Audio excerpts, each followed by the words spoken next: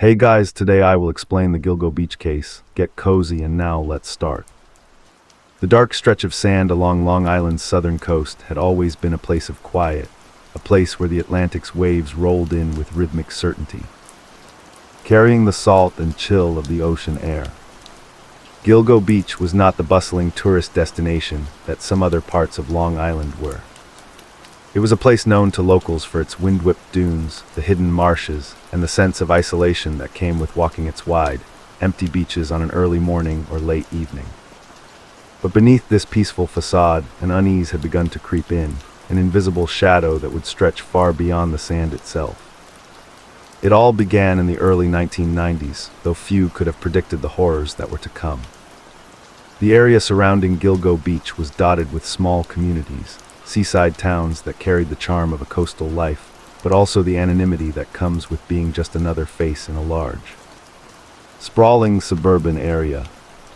People came here to escape the city, to find solitude, or to fish and sail along the bays. It was a place where the vastness of the ocean seemed to swallow secrets whole, yet some secrets, it would turn out, could not be hidden forever. By the late 1990s, law enforcement had already begun noticing a pattern, though it was subtle at first. Missing persons reports trickled in, often involving women who were involved in transient lifestyles, sometimes working as escorts or in the adult entertainment industry. The cases were spread out both geographically and over time. To the casual observer, they seemed like unfortunate disappearances that happened far too often, but to detectives following the faint threads of these cases, there was a chilling undertone that suggested something far more sinister. The first bodies discovered would not arrive until 2010, but the events leading to that discovery began years before, in a world hidden from public view. Investigators piecing together reports noticed commonalities: women vanishing after leaving New York City late at night, traveling east along the Long Island Expressway, only to disappear without a trace. The realization slowly dawned that these were not isolated incidents, but the work of a calculated predator who knew the terrain, who understood how to move without leaving a trace. On December 11, 2010, a storm rolled through the area, leaving behind the kind of gray, oppressive sky that seemed almost cinematic in its foreboding. On that day, a man walking his dog along a quiet road near Gilgo Beach stumbled upon something he would never forget: human remains, partially buried and arranged in a way that immediately drew the attention of local authorities. What began as a routine police call quickly escalated into a full-scale investigation. The Suffolk County Police Department, already aware of missing persons cases from previous years, suddenly faced the horrifying reality that someone had been using the quiet, secluded areas near the beach as a dumping ground for victims. The first remains discovered were later identified as belonging to a young woman named Megan Waterman. She had gone missing from her home years earlier, and her disappearance had gone largely unnoticed by the broader public, buried in the countless missing persons reports filed every year. Her discovery at Gilgo Beach was the first tangible proof that a serial predator was operating in the area, and it ignited both fear and a media frenzy. But even as Megan's case made headlines, investigators knew that this was only the tip of the iceberg. Over the following weeks, as law enforcement combed through the marshes, dunes, and hidden trails around Gilgo Beach, more bodies were discovered. Each discovery brought a sense of grim urgency and deep frustration. The women were found in varying states, some fully clothed, others partially dressed, and each body offered clues that seemed just out of reach. The investigators, seasoned detectives with years of experience, began to see a pattern in the placement of the bodies. The victims were spread over a wide area, sometimes in plain sight, sometimes hidden amongst the reeds and driftwood, as if the killer had an intimate knowledge of the terrain and how to exploit it. This discovery shook the community deeply. Families who had assumed that missing loved ones had simply disappeared without reason were confronted with the devastating truth: a predator had been operating in their midst for years. The media coverage intensified, drawing attention not only from local reporters but from national networks, who framed the story as a modern, real-life nightmare unfolding on the very beaches where families had once gone to relax. The public fascination with the case was immediate and the fear palpable. People wondered who could commit such acts, how they could remain hidden, and why law enforcement hadn't connected the dots sooner. The Gilgo Beach killings were unlike typical serial crimes that investigators had encountered. The killer or killers appeared meticulous, careful, and patient. The bodies were placed in a way that suggested premeditation and control. And yet, despite the chilling organization, there was also an unpredictability that made the investigation all the more difficult. Each discovery seemed to open more questions than answers. Who were these women? How were they lured or coerced? And most importantly, how had the perpetrator managed to evade capture for so long in such a populated area? As the investigation progressed, detectives began to piece together a profile, a psychological sketch of someone methodical yet elusive. The patterns suggested a predator who not only understood the geography of Long Island, but also the routines and vulnerabilities of his victims. He or she was patient, likely experienced, and capable of hiding in plain sight, blending into the surrounding communities without raising suspicion. This chilling realization would come to dominate the investigation, forcing law enforcement to rethink not only traditional methods of tracking serial offenders, but also the ways in which society itself could inadvertently shield predators through inattention. Assumptions or stigma surrounding the victims. By the time the authorities realized the magnitude of the case, the investigation had become one of the most complex and high-profile in New York State history. It drew in specialized units, forensic experts, and outside consultants, all working tirelessly to untangle years of secrecy and misdirection. Each new clue, whether a fragment of DNA, a recovered personal item, or a witness account, was carefully scrutinized. The detectives knew that even a single misstep could allow the perpetrator to vanish once again into the vast expanse of Long Island, leaving more questions, more fear, and more grief in his or her wake. And yet, despite the growing public awareness and investigative intensity, the question that haunted both law enforcement and the community remained: who was behind these killings and why? The answers, it seemed, were buried as deeply as the victims themselves, hidden beneath layers of deception, isolation, and the relentless passage of time. Every lead pointed to a meticulous predator, someone who had studied his or her craft for years, someone who understood both the human and environmental elements necessary to evade capture. As winter settled over Long Island that year, bringing cold winds and gray skies, the investigation into the Gilgo Beach serial killings was only beginning to reveal the horrifying truth of its scope. And with each passing day, as detectives followed leads and sifted through the clues, the realization grew more acute. The story of Gilgo Beach was far from over. And the shadow cast over its dunes stretched longer and darker than anyone had imagined. And so, the journey into the heart of this mystery begins, where every step along the sand could bring discovery. And every whisper of wind across the marshes could hint at secrets yet to be uncovered. The case was vast, tangled, and chillingly patient, waiting for the right moment, or perhaps the right mistake, to bring the predator into the light. But even as investigators pursued answers, one truth remained inescapable. Gilgo Beach had become a stage for a dark and calculated presence. And the story of its victims was only just beginning to be told.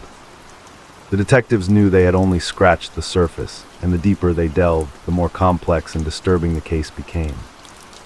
Each discovery led to another question, each lead to another dead end, and the vast, lonely beaches that once seemed serene now carried an air of suspense, as if the very waves themselves whispered of hidden horrors. And it was here, amidst the dunes and marshes, that the first real threads of the Gilgo Beach mystery would begin to unravel, drawing investigators and the world into a chilling tale of patience, cunning, and the dark shadow of human nature. The story of Gilgo Beach began to unfold more clearly in the days following the first grim discovery, but clarity came slowly, like a fog lifting over the marshes. For the detectives, every step forward in the investigation was tempered by the sobering reality of what they were facing. These were not random acts of violence. They were deliberate, methodical, and chillingly consistent.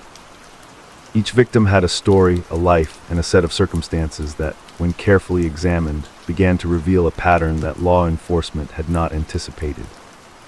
Megan Waterman's identification marked the beginning of this pattern. She was young, in her 20s, and had left her home one night with plans that were ordinary but, in retrospect, would become tragically extraordinary. She, like many of the other victims who would later be found, was part of a world that often went unnoticed by society, the realm of transient employment, casual relationships, and in some cases, sex work.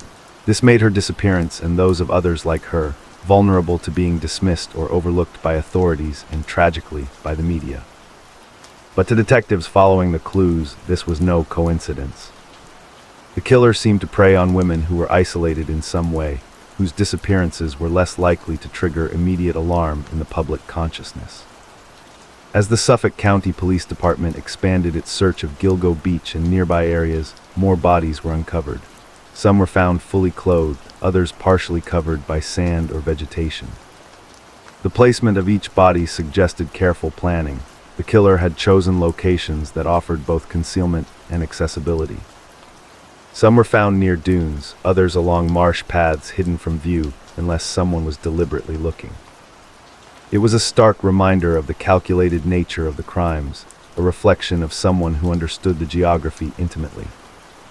Detectives began to examine the broader landscape of missing persons reports across Long Island and even from New York City. They found dozens of cases that might be connected, women who had vanished over the past decade, many with similar backgrounds or lifestyles.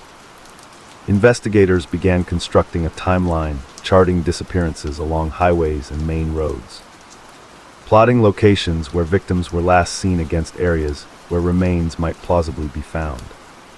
Slowly, a chilling map emerged, revealing the vast expanse over which this predator operated. The media soon became heavily involved. As news reports highlighted the discoveries at Gilgo Beach, families came forward, recognizing details in the reports that matched missing loved ones. Names that had once been buried in police files began to surface publicly. Maureen Brainard Barnes, Shannon Gilbert, Amber Lynn Costello, and Melissa Bartholomew, among others.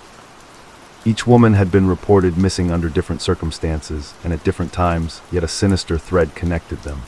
They had all vanished in ways that hinted at coercion, manipulation, or foul play. One of the most mysterious and pivotal cases involved Shannon Gilbert.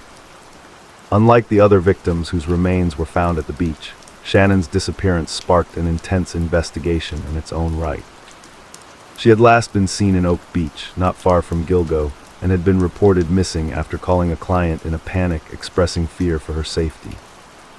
Her disappearance drew police attention initially for its urgency, and when her body was later discovered, questions emerged that would haunt investigators for years. Was Shannon a victim of the same killer, or was her death the catalyst that revealed a network of crimes that had been hidden in plain sight? Her case blurred the lines between coincidence and connection, forcing detectives to reassess every lead and every victim's story in the larger context of a serial predator at work. Forensic evidence began to play a crucial role.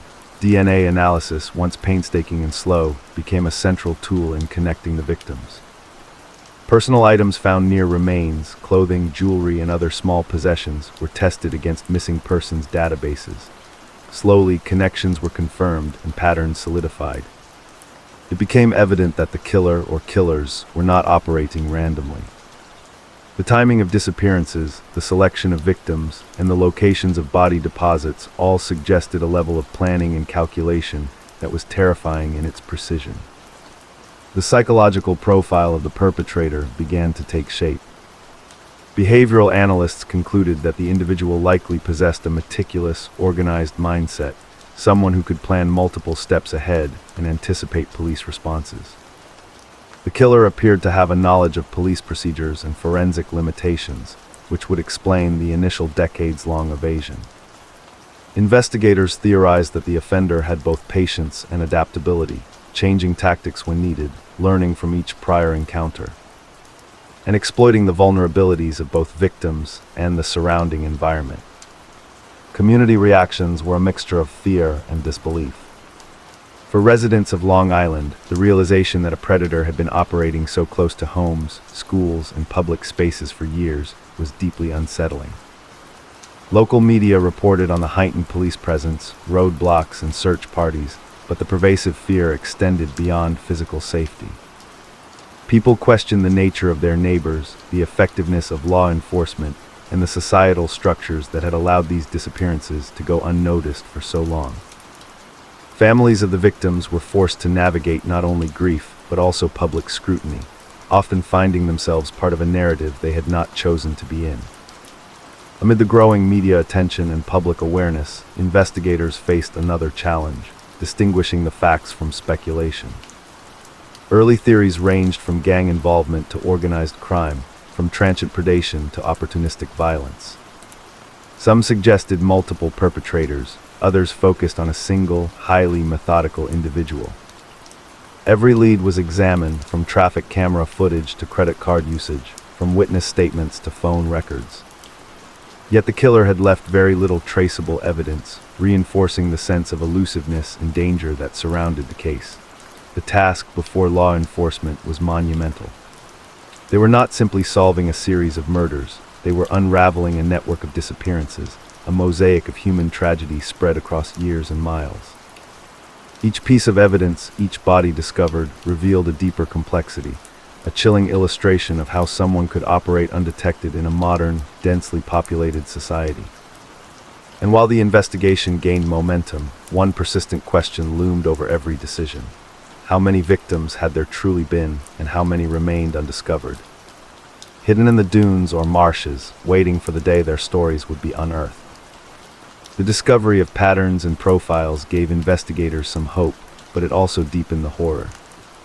The sheer scale of the crimes, the meticulous planning involved, and the apparent ability of the perpetrator to evade capture for so long painted a portrait of a predator unlike any they had encountered before. The quiet beaches and marshes of Long Island had become the backdrop for a chilling game, one in which the stakes were human lives and the rules were known only to the predator. As the investigation continued, detectives began to realize that understanding the victims' lives was as crucial as studying the crime scenes. Each woman had a story, family, friends, ambitions, fears, that provided insight into why she may have been targeted and how the killer had found her. By piecing together these personal histories, law enforcement sought not only to identify the perpetrator, but also to honor the memory of those lost. Each story added layers to the investigation, revealing the humanity behind the tragedy and the devastating impact of each disappearance. And yet, for all the meticulous work and painstaking analysis, the case remained elusive. Leads would come and go, suspects would be questioned, and potential evidence would yield no answers. The shadow of uncertainty hung over every decision, every search, and every report. The investigation into Gilgo Beach was no longer just a pursuit of justice. It had become a race against time, memory, and the cunning of a predator who had managed to remain hidden in plain sight for decades. As the months passed, the public and investigators alike came to a sobering realization. The Gilgo Beach serial killings were not just a series of isolated crimes. They were the product of a carefully orchestrated, sustained effort by an individual who understood both human behavior and the vulnerabilities of the environment around him. And as detectives dug deeper into missing persons reports, analyzed forensic evidence, and reconstructed the victims' last movements, one chilling thought became impossible to ignore. The full scope of the killer's actions and the true number of victims was still unknown, lying beneath the sand, waiting to be uncovered. The investigation was far from over. Each new lead, each discovery, and each piece of evidence only opened further questions, pulling detectives deeper into a labyrinth of tragedy, psychology, and mystery. And as the story continued to unfold, it became increasingly clear that understanding Gilgo Beach required more than just examining crime scenes. It required unraveling the very mind of a predator who had eluded capture for years. By the time investigators had fully grasped the scale of the Gilgo Beach killings, the case had already begun to dominate headlines across the country. News outlets described the beaches of Long Island not as serene coastal retreats, but as a shadowed landscape where fear and mystery intertwined. The public, gripped by a mixture of horror and fascination, followed every development, hoping for answers while dreading the revelations that each new discovery might bring. For law enforcement, however, the pressure was immense. The case was no longer just about finding bodies. It was about understanding a predator whose methods were meticulous, calculating, and disturbingly adaptive. As forensic evidence accumulated, detectives began focusing on potential suspects, but this was not a case with obvious leads. There were no eyewitnesses, no surveillance footage that definitively placed anyone near the crime scenes, and little to suggest a direct motive that would link a single individual to all the disappearances. Investigators knew that the person responsible had to be familiar with Long Island's geography, the quiet roads, the hidden marshes, and the remote areas near the beaches. But beyond that, the profile remained largely theoretical, a shadowy outline pieced together from behavioral patterns rather than physical evidence. Early suspicions fell on men known to law enforcement for prior offenses against women, particularly those with histories involving escorts or sex workers. It was logical, many of the victims had worked in the adult entertainment industry, a factor that seemed to make them targets. The detectives considered individuals who had access to vehicles capable of transporting multiple victims, those who had intimate knowledge of isolated areas, and those who demonstrated patterns of controlling or manipulative behavior. Yet despite exhaustive background checks and interrogations, none of the initial suspects fit the full profile or had evidence linking them directly to the crime scenes. One of the complicating factors was the mysterious case of Shannon Gilbert. Shannon had vanished in 2003, years before the first bodies were discovered. Her disappearance had initially been investigated as a missing persons case, but after the discovery of other victims, detectives began to suspect a connection. Shannon had called a client the night she disappeared, expressing terror and confusion, and her final movements pointed toward Oak Beach, close to the sites where later bodies were found. Some investigators speculated that Shannon might have inadvertently triggered the exposure of the Gilgo Beach killings.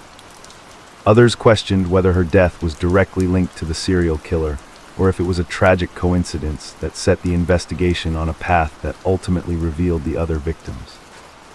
Her case remained a haunting focal point, a puzzle piece that refused to fit neatly into the emerging narrative. As detectives delved deeper into the investigation, they uncovered evidence suggesting a chilling level of premeditation. Some of the bodies were arranged in a deliberate manner, positioned to blend with the natural surroundings, as if the killer understood how forensic and casual observation would interpret the scene. This was not a case of impulsive violence. It was strategic, patient, and meticulously executed. Detectives studied the spacing between the sites, the way the bodies were hidden, and even the timing of the disappearances, all of which suggested a predator who could plan months or even years into the future. Despite the lack of immediate suspects, law enforcement employed advanced investigative techniques. DNA profiling became a critical tool, allowing detectives to link remains to missing persons, even in cases where only fragments were recovered. Items found near bodies, shoes, jewelry, and personal effects were tested against national databases. Investigators also explored digital footprints, cell phone records, online communications, and credit card transactions. These efforts slowly painted a broader picture, connecting victims across time and space, and hinting at the terrifying efficiency of the offender. As the profile of the killer developed, behavioral analysts suggested that the individual was likely organized, patient, and highly methodical. Someone who could manipulate situations and people without drawing attention. The predator might have had a transient lifestyle, traveling along the Long Island corridor without attracting suspicion, or perhaps even lived in the area, blending seamlessly into the communities where the crimes occurred. Each theory offered insight but also raised more questions. How could someone operate for years, targeting multiple women without being caught? How had the perpetrator adapted to changing circumstances, including increased police awareness and media attention? The investigation also faced internal challenges. Many of the victims had complicated personal histories, which initially led to assumptions that delayed the urgency of their cases. Some were involved in adult work, others were transient or struggled with addiction. In the eyes of some, these factors may have contributed to a lack of immediate alarm, allowing the predator more freedom. Detectives recognized that societal biases had played a role in the slow recognition of a serial pattern. a fact that weighed heavily on the team as they worked to reconstruct the crimes and ensure that no further missteps would occur. Public interest continued to grow, fueled by the media's focus on the beaches, the victims, and the unanswered questions. Families of the missing women spoke out, sharing memories, fears, and pleas for justice. These stories humanized the victims, shifting attention from sensational speculation to the real impact of the crimes. Investigators understood the importance of these narratives, using them not only to guide the psychological profile of the killer, but also to maintain public awareness and support for the ongoing investigation. Despite progress, the case remained frustratingly elusive. Each discovery of remains offered some answers, but also deepened the mystery. The sheer scale of the killings suggested that the perpetrator had been active for decades, leaving investigators to consider the possibility of unknown victims. The challenge was immense. Every lead had to be verified, every connection carefully examined, and every assumption questioned. Law enforcement knew that a single error could allow the predator to remain at large, perpetuating fear and suffering. Meanwhile, detectives worked tirelessly, analyzing patterns, following up on tips, and collaborating with federal agencies. The investigation became a complex puzzle, a mix of forensic science, psychological profiling, and old-fashioned detective work. Maps of disappearances were cross-referenced with highways, nightlife venues, and places where victims had last been seen. Every detail, from vehicle sightings to personal habits, was scrutinized for connections. Slowly, a clearer picture emerged of a predator who was patient, calculating, and deeply familiar with both the victims and the environment. And yet, despite these efforts, one persistent question remained unanswered: who exactly was responsible? The suspect pool was broad, the evidence circumstantial in many cases, and the methodical nature of the crimes meant that the offender left little behind. Detectives were faced with the daunting task of catching someone who seemed always one step ahead. Someone who understood both human psychology and the landscape of Long Island so thoroughly that the beaches themselves became part of his strategy. The investigation reached a pivotal point when law enforcement began considering the possibility of multiple offenders or accomplices. While the behavioral profile suggested a singular, highly organized individual, the scale and diversity of the crimes raised the question of whether someone else might have assisted, knowingly or unknowingly. Detectives explored connections between victims' social circles, potential encounters with the suspect, and even the unlikely chance that the killer could have had inside knowledge of law enforcement procedures. Each theory added complexity, forcing investigators to think in multiple directions simultaneously. As the Gilgo Beach investigation entered this phase, the tension between discovery and uncertainty became palpable. Detectives were uncovering truths that were both horrifying and essential, piecing together a timeline that spanned years, victims, and countless unknown interactions. And through it all, one realization remained inescapable. The predator had been operating with remarkable skill, patience, and cruelty, exploiting every weakness he or she could find, and leaving behind a trail that, while traceable, was maddeningly incomplete. The case had become a test not only of investigative skill, but of human endurance and resilience. Detectives were driven by the need to bring justice, by the need to ensure that the victims were remembered, and by the imperative to prevent further harm. Every breakthrough, every recovered piece of evidence was a small victory in a battle that stretched across time and geography. Yet the shadow of uncertainty lingered, a reminder that the path to truth was far from linear, and that the predator's full story remained hidden, waiting to be uncovered in the dunes, marshes, and roads that had become both stage and prison for his crimes. The victims of the Gilgo Beach killings were more than names in police files. They were young women with lives, dreams, and fears, each of them drawn into circumstances that made them vulnerable to a predator who preyed on isolation, trust, and opportunity. Understanding their stories became a crucial element of the investigation, for it was within the patterns of their lives, the choices they made, and the environments they navigated that detectives hoped to find the threads connecting them to the killer. It was a painstaking and sensitive task, one that required both empathy and meticulous attention to detail. Shannon Gilbert, perhaps the most enigmatic of the victims, had grown up in suburban New Jersey. Friends remembered her as bright, ambitious, and fiercely independent, though she had a restless streak that sometimes led her into unpredictable situations. She moved frequently, worked different jobs, and occasionally took on escorting work to make ends meet. Her last night in May 2003 was marked by panic and fear. She had called a client expressing distress and vanished shortly afterward.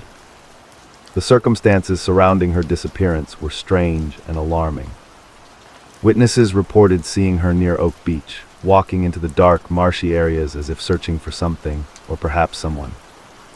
Her case would later become a focal point in understanding the Gilgo beach killings, raising questions about whether she had been the first victim in a sequence that would unfold over years, or whether her death was tangential yet instrumental in revealing the crimes of a serial predator. Other victims shared different yet strikingly similar patterns. Melissa Bartholomew, a young woman with aspirations for a stable life, had recently moved to New York, seeking work and independence. Friends described her as kind and outgoing, yet her vulnerability lay in her isolation, living alone in an unfamiliar city and navigating a world that could be cruel to women on the margins. Amber Lynn Costello, similarly, had struggled with addiction and the instability it brought, while also attempting to find safety and stability in her own way. Each woman's life was a mixture of hope, struggle, and the subtle risks that accompany personal independence in a sprawling metropolitan region. Investigators soon realized that the killer had likely identified and exploited these vulnerabilities. Many of the victims had last been seen leaving bars, nightclubs, or working in escort-related settings. It suggested a predator who not only had the patience to study habits and routines, but also the skill to manipulate, coax, or coerce his victims into situations where he could control them. The lack of immediate detection, years passing without bodies being found, indicated someone who understood both human behavior and geography in equal measure. He knew which roads were isolated, which paths were hidden, and which areas would remain unobserved even during daylight. The meticulousness extended beyond geography. Some bodies were found arranged carefully, placed partially buried or camouflaged by natural features. This indicated an offender who wanted to control the discovery process, perhaps even deriving satisfaction from the delayed discovery of his crimes. It was a psychological signature, one that forensic psychologists emphasized during consultations, a combination of arrogance, patience, and an understanding of law enforcement techniques. He left traces only where it would later benefit him, or at the very least not harm him, allowing the case to stretch for years without definitive leads. The investigation into the victims' lives also revealed moments of tragic coincidence and misfortune. Some had traveled alone along Long Island's highways late at night, perhaps after finishing a shift or leaving an appointment. Some had called friends or clients before disappearing, conversations that hinted at unease, hesitation, or last-minute decisions that may have unwittingly placed them in danger. Detectives reconstructed their final movements using phone records, surveillance footage, and witness statements. Each detail added texture to the investigation, turning missing persons reports into lifelike narratives that helped to illuminate the methodology of the killer. Law enforcement also began exploring the potential connections between the victims. While many were strangers to one another, there were overlapping patterns. They frequented similar areas, had analogous lifestyles, or were in comparable states of vulnerability. By mapping these connections, investigators hoped to understand not just the who and the where, but the why these women had been targeted. Why their paths had intersected with a predator who had remained hidden for years. It was a painstaking process, often requiring interviews with family members, friends, coworkers, and anyone who had interacted with the women in the weeks and months before their disappearances. Each conversation yielded small pieces of a larger puzzle: an unfamiliar vehicle seen near an apartment, a suspicious phone call, a man who appeared suddenly and disappeared just as quickly. Yet the human element of the investigation was never far from the forefront. Detectives were acutely aware that behind every light and piece of evidence was a grieving family, desperate for closure and understanding. The narratives of the victims helped guide the investigation, but they also reminded law enforcement of the urgency and gravity of their work. Public awareness amplified by media coverage brought both help and frustration. Tips flooded in, some credible, others wild or misleading. Every potential lead had to be meticulously verified, every claim cross-checked against known movements and timelines. It was a labor-intensive process, made more difficult by the patience and cunning of the killer. The psychological profile of the perpetrator began to sharpen in response to these insights. Behavioral analysts suggested someone highly organized, possibly with prior experience in controlling or manipulating women. The predator seemed to have a transient yet informed lifestyle, allowing him to appear as an ordinary member of the community while moving undetected across a broad geographic area. His actions suggested premeditation, an understanding of risk management, and the patience to wait years for circumstances to align perfectly. These insights were critical, providing law enforcement with a conceptual framework to anticipate the killer's movements and to identify patterns that might otherwise remain hidden. But even with this growing understanding of both victims and perpetrator, the case remained elusive. Shannon Gilbert's mysterious disappearance, in particular, complicated the narrative. Some investigators believed her death could have been accidental or unrelated, yet the timing and proximity to later discovered bodies suggested a disturbing possibility. That she had been the first in a series, or at least connected in a way that would later expose a network of crimes spanning years. The uncertainty added to the tension of the investigation, highlighting the challenges of distinguishing between coincidence and design in a case of such scale. Detectives realized that the investigation had to extend beyond the beaches themselves. They traced routes, examined patterns of transient employment, studied transportation methods, and even considered local geography in meticulous detail. Understanding the victims' lives became inseparable from understanding the killer's methods. Every personal choice, every vulnerability, every late-night route had potential significance. It was a reminder that the most crucial clues often lay not at the crime scenes themselves, but in the lived experiences of the people whose lives had intersected tragically with a predator. As the investigation progressed, the stories of the victims became central to both public awareness and law enforcement strategy. Families once marginalized or ignored in the broader narrative became advocates and sources of insight, helping detectives fill in missing pieces and humanize a case that might otherwise have been reduced to numbers and maps. Their courage, their voices, and their memories became tools in the painstaking work of constructing timelines, understanding motives, and predicting potential movements of the perpetrator. Even as investigators pieced together the lives of the victims, one reality remained chillingly clear. The killer had operated with skill, patience, and careful planning. And he or she remained at large. The beaches, once a place of leisure, had become the backdrop for methodical acts of violence, the marshes a place of concealment, and the quiet roads of Long Island a labyrinth in which a predator could move undetected. As the investigation into the Gilgo Beach killings unfolded, the timeline of discoveries began to form a grim mosaic, each piece revealing a horrifying pattern that stretched across years.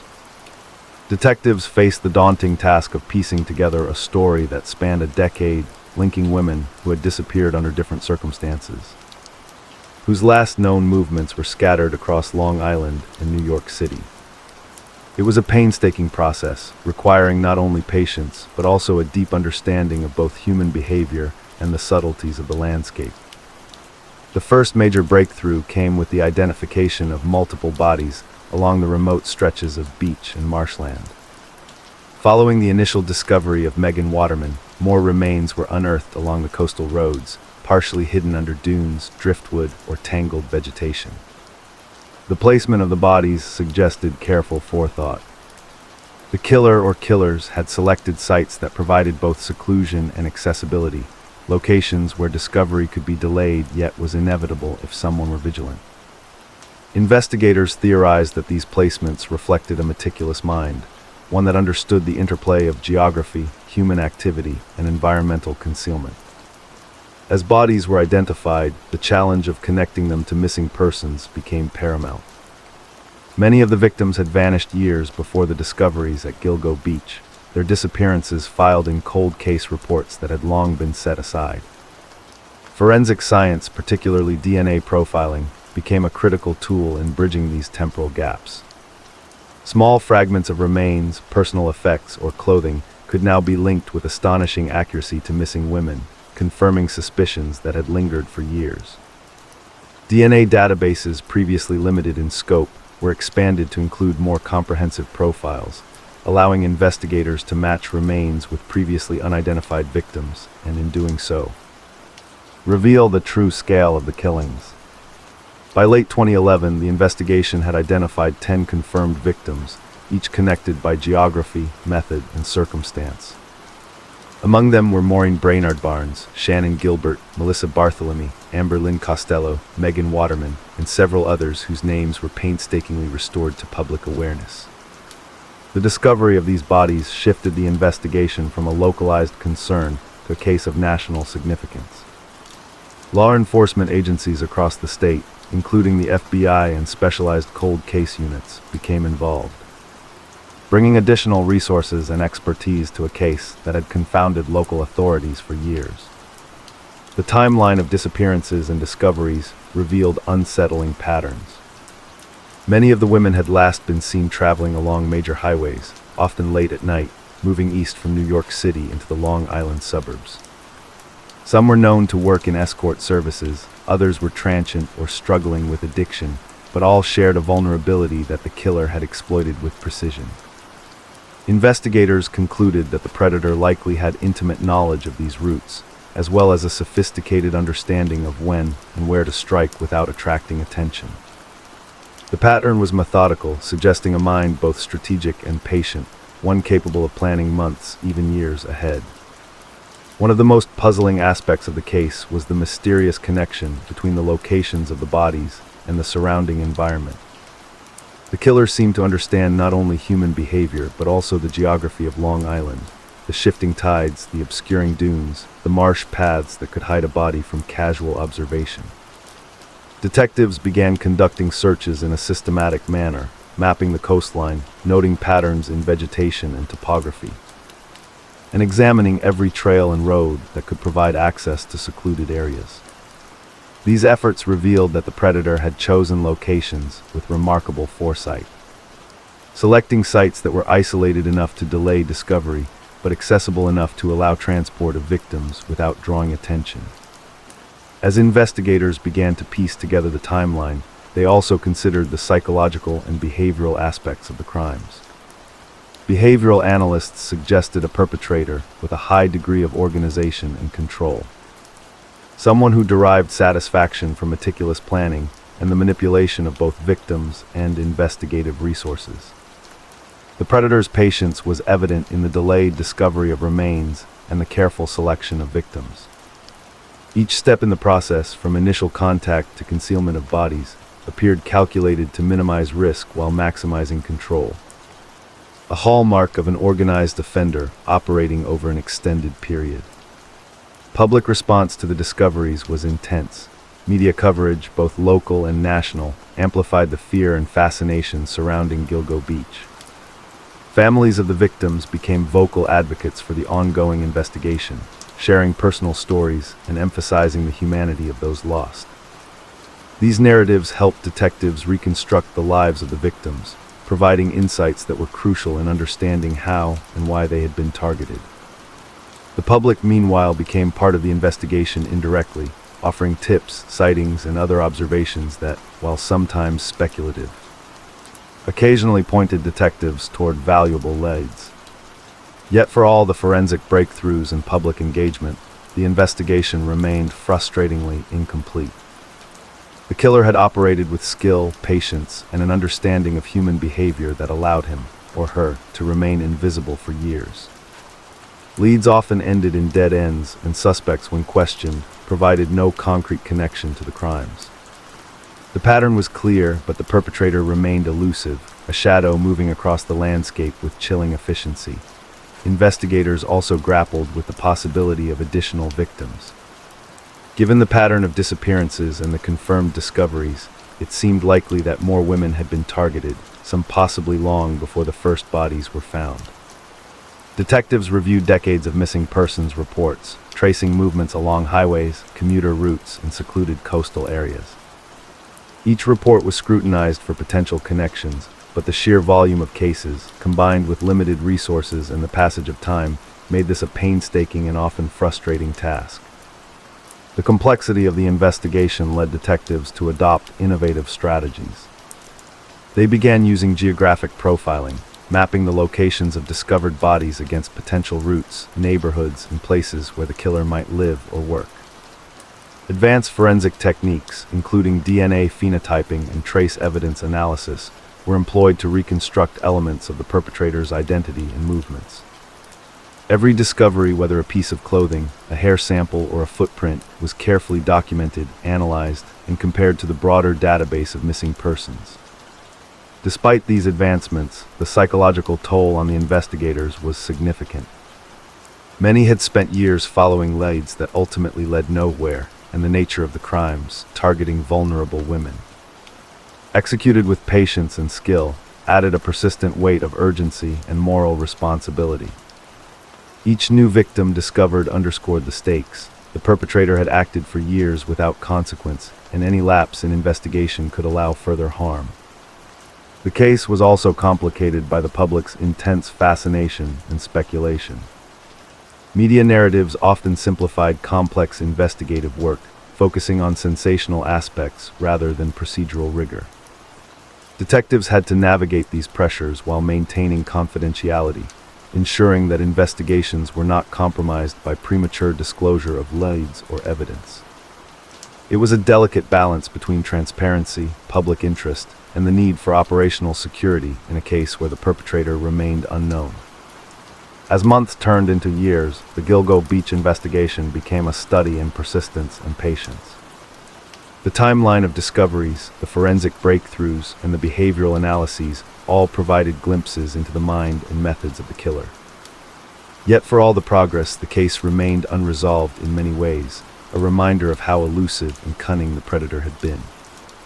Every recovered body, every reconstructed timeline, every DNA match brought detectives closer to understanding the crimes, but the ultimate goal, identifying and apprehending the perpetrator, remained just out of reach. The investigation into the Gilgo Beach killings slowly evolved from an isolated series of discoveries into a sprawling, decade-spanning inquiry that would challenge law enforcement in unprecedented ways. By 2010, the enormity of the situation had become undeniable. The initial discovery of Megan Waterman's remains had been shocking, but it was only the beginning. As more bodies were unearthed along the remote stretches of Long Island beaches and marshes, detectives began to realize that these were not isolated incidents, but the work of a methodical, patient predator who had been operating undetected for years. The scale of the investigation was staggering. Each body discovered brought both answers and more questions. DNA evidence became a cornerstone of the investigation, linking remains to previously reported missing persons. Some of the women, like Maureen Brainard Barnes and Melissa Bartholomew, had been missing for years, their cases long relegated to cold files. The ability to connect remains to these missing persons was a breakthrough, providing the investigators with a clearer understanding of the timeline, the victims' demographics, and the possible patterns in the killer's behavior. Each identification added weight to the growing theory that the same offender, or possibly a connected group of offenders, was responsible. A critical realization emerged from the locations of the bodies. The beaches and marshlands where the remains were found were not random. Each site suggested familiarity with the terrain and knowledge of areas that were both accessible and discreet. Some bodies were partially buried, others carefully concealed among natural debris, indicating a calculated approach designed to delay discovery. Investigators began to see the geographic pattern as a signature of the offender, a predator who understood the interplay between human traffic, environmental concealment, and the limitations of law enforcement resources. The predator's patience was evident, his crimes executed with precision and planning, showing an understanding that time and geography could be manipulated to his advantage. The investigation was further complicated by the diversity of the victims. While many were young women in vulnerable circumstances, transient, living alone, or involved in sex work, others did not fit neatly into a single profile. Shannon Gilbert, whose disappearance in 2003 had initially been treated as an isolated missing persons case, became a central figure. Her last known movements were near Oak Beach, not far from where later victims were discovered, and her frantic final phone call to a client suggested a direct confrontation with a threat. Whether Shannon was the first victim in a series that would span years, or whether her case was connected more indirectly, remained a critical question that investigators wrestled with. As investigators traced the final movements of the victims, patterns emerged. Many had been traveling along major highways late at night, often after leaving appointments, jobs, or social events. Some were last seen with clients or acquaintances who would later be questioned extensively. Investigators also began mapping these movements against the discovery sites, looking for correlations that could indicate the killer's routes and areas of comfort. Each connection reinforced the idea that this was a predator with intimate knowledge of both human behavior and the geography of Long Island. The psychological profile of the killer became increasingly important. Behavioral analysts suggested a highly organized offender, someone capable of controlling both situations and victims, and who had the patience to execute crimes over a long period without detection. The predator appeared to possess strategic foresight, an understanding of forensic science, and an ability to manipulate circumstances to avoid leaving traceable evidence. Every placement of a body, every delayed discovery, and every methodical approach suggested a mind that combined careful calculation with deep insight into human vulnerability. Media attention added another layer of complexity to the case. As the public became aware of the scale and nature of the killings, pressure on law enforcement intensified. Families of the victims spoke out, demanding justice and helping to humanize the investigation. Their insights often provided critical context, shedding light on the lives, habits, and vulnerabilities of the women. At the same time, investigators had to navigate the influx of tips, rumors, and false leads that came with widespread attention. Each claim required verification, and many initially promising leads ultimately proved unconnected, adding to the frustration and urgency of the investigation. Investigators also considered the possibility of additional, undiscovered victims. Given the established patterns, it was likely that more women had been targeted over the years, their disappearances unconnected until now. Detectives revisited cold case files, comparing timelines, last known locations, and circumstances. Each missing person became a potential link, a clue in the larger puzzle that could reveal the scope of the killer's actions. The task was both monumental and harrowing, requiring careful scrutiny of decades of reports, witness statements, and physical evidence. Despite advances in forensic science, including DNA analysis and trace evidence testing, the investigation remained slow and painstaking. The killer had been careful, leaving minimal physical evidence and exploiting gaps in human observation and police resources. Investigators knew that the perpetrator was likely calculating, patient, and adaptive, someone who could anticipate the steps law enforcement would take and modify behavior accordingly. The challenge was to identify a suspect whose meticulous planning had allowed him, or her, to operate in the shadows for years. As the timeline of discoveries expanded, the investigators' understanding of the killer's methods deepened. The crimes were not impulsive but strategic, designed to exploit opportunity, minimize risk, and maximize control. Each victim's life provided insight into the vulnerabilities the predator exploited. Each crime scene revealed careful thought, from the selection of sites to the positioning of remains. And yet, despite these patterns, the ultimate identity of the killer remained hidden, a shadow moving across Long Island with terrifying precision. The stakes were further heightened by the realization that time was a factor. The longer the investigation took, the more the risk of additional victims increased, and the older evidence became more difficult to analyze. Detectives worked tirelessly, coordinating searches, reconstructing timelines, and employing geographic and behavioral profiling to predict where the killer might strike next or where additional remains might be hidden. Every piece of evidence was scrutinized, every potential lead cross-referenced with known patterns, as investigators sought to convert observation into actionable insight. By this point, the Gilgo Beach case had become a study in methodical investigation, psychological profiling, and forensic science. It was a complex mosaic of human lives, criminal methodology, and environmental awareness, demanding skill, patience, and relentless attention to detail. And while the scale of the killings was horrifying, each breakthrough brought hope. Hope that the pattern would lead to a suspect, that the victims would be remembered and honored, and that justice, though delayed, might one day be served. By the time investigators had begun to piece together the full scope of the Gilgo beach killings, it was clear that the case had grown far beyond the capacity of any single police department. Federal agencies were brought in, cold case units activated, and forensic analysts deployed to examine every shred of evidence collected over the years. Each discovery brought not only answers, but also deeper uncertainty. The killer remained a phantom, invisible yet present in the shadows of Long Island's roads, marshes, and beaches. And as law enforcement focused on the emerging pattern, a new phase of the investigation began, identifying potential suspects. Early on, investigators examined men with prior criminal histories involving sexual assault, predation, or violence against women. These individuals were interviewed, surveilled, and cross-referenced against timelines and locations. Some initially seemed promising, a man with a record of targeting women in similar circumstances, another with knowledge of the local terrain, but none could be definitively linked to the crimes. The lack of direct evidence made these leads frustratingly inconclusive.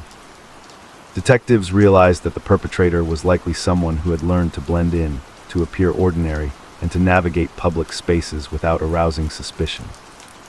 This understanding would shape the approach to suspects moving forward. The killer could be anyone, yet someone who knew precisely how to evade detection. One of the first major breakthroughs in suspect profiling came from the Behavioral Analysis Unit. Experts suggested that the killer was organized, intelligent, and patient, possibly with knowledge of law enforcement procedures. The meticulous nature of the crimes, the careful placement of bodies, the deliberate selection of secluded yet accessible sites. The timing of the disappearances pointed to someone capable of long-term planning and adaptability. Investigators also noted the predator's apparent psychological control over the victims. Many were isolated, vulnerable, and coerced into situations where escape or rescue was unlikely.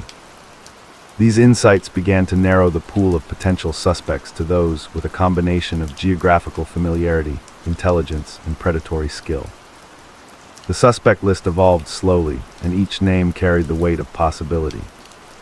Detectives investigated local residents who lived or worked near highways and beaches, men with histories of violence or harassment, and individuals with transient employment that allowed them to move across Long Island undetected. Surveillance footage, phone records, and witness statements were painstakingly cross-referenced. Each potential suspect's lifestyle, routine, and movements were scrutinized for even the smallest anomalies: an unexplained absence, a vehicle spotted near a body site, or a pattern of interactions with vulnerable women. Despite the rigorous investigation, no definitive link was established for years. Shannon Gilbert's case remained a focal point. Her disappearance had initially seemed separate from the other victims, but proximity and timing suggested a connection. Analysts debated whether she had been the first victim of a serial offender, or whether her case had merely exposed the existence of a larger network of crimes. Her final moments were reconstructed with painstaking attention to detail. Her frantic phone call, her movements into the Oak Beach area, and reports of her being last seen near a marshy path. While her death remained shrouded in mystery, it provided investigators with critical behavioral cues about how the perpetrator may have selected, approached, and controlled victims. Amid the painstaking investigation, small but significant forensic breakthroughs began to emerge. DNA evidence was cross-referenced against national databases, revealing matches that confirmed the identities of previously unidentified remains. Personal items, clothing, and trace materials collected from the beaches were analyzed for patterns, fibers, hairs, and other minute evidence that could provide links between victims or point toward a suspect. Investigators realized that the killer had left subtle traces, perhaps unknowingly, but that the technology and methodology of modern forensic science could finally begin to illuminate these dark recesses. The complexity of the investigation also highlighted the possibility of multiple offenders or accomplices. While the behavioral profile suggested a singular, highly organized individual, the scale of the crimes and the geographic distribution of the victims raised questions. Could the killer have had help knowingly or unknowingly? Were there others complicit in transporting or concealing the victims? Investigators explored social networks, employment histories, and personal connections, seeking patterns that might suggest collaboration. Each theory introduced new layers of complexity, challenging detectives to consider every possibility while remaining grounded in evidence. Public scrutiny intensified during this period. Media coverage was relentless, painting the beaches of Long Island as sites of terror and mystery. Families of the victims spoke out, sharing memories and insights that sometimes yielded critical investigative leads. Some tips were credible, others misleading, but all had to be examined meticulously. Investigators worked tirelessly to separate fact from speculation, knowing that the wrong assumption could allow a predator to remain free. The investigation's momentum was further fueled by geographic profiling. Analysts mapped the locations of discovered remains against known highways, commuter routes, and residential areas. These patterns provided insight into where the killer might live, work, or feel comfortable operating, narrowing the search without direct evidence. Investigators considered variables such as vehicle access, travel time, and the likely knowledge the perpetrator had of isolated areas. Every detail, no matter how small, became a potential piece of the puzzle. Yet, despite these breakthroughs, frustration lingered. The killer had operated with cunning and patience, exploiting the vulnerabilities of victims, evading law enforcement, and remaining virtually invisible in plain sight. Detectives were forced to adapt continually, using emerging forensic methods, psychological insights, and traditional detective work to anticipate the offender's actions. It was a relentless and exhausting process, yet one driven by the urgent need to bring justice and closure to families. By the end of this phase of investigation, a clearer picture of the predator had emerged, an organized, intelligent, and patient individual. Familiar with both human behavior and the geography of Long Island, capable of exploiting vulnerability while remaining undetected. Still, the identity remained unknown, and the case, despite decades of effort, was far from solved. The killer's methods, timing, and careful concealment ensured that every discovery brought both answers and new questions, leaving investigators with a sense of unease and urgency. As the investigation into the Gilgo beach killings progressed, detectives began to notice patterns that were subtle yet unnervingly consistent. The predator seemed to select victims based on vulnerability, opportunity, and isolation. Many were young women working in escort services or transient employment, others were individuals with unstable living situations, and some had been navigating difficult personal circumstances. The common thread was not just their independence, but their exposure, moments when they could be approached without witnesses, when their routines made them susceptible to manipulation. Investigators meticulously reconstructed the victim's final movements, combining phone records, eyewitness accounts, surveillance footage, and social media interactions. Each piece of information helped create a mental map of the killer's behavior.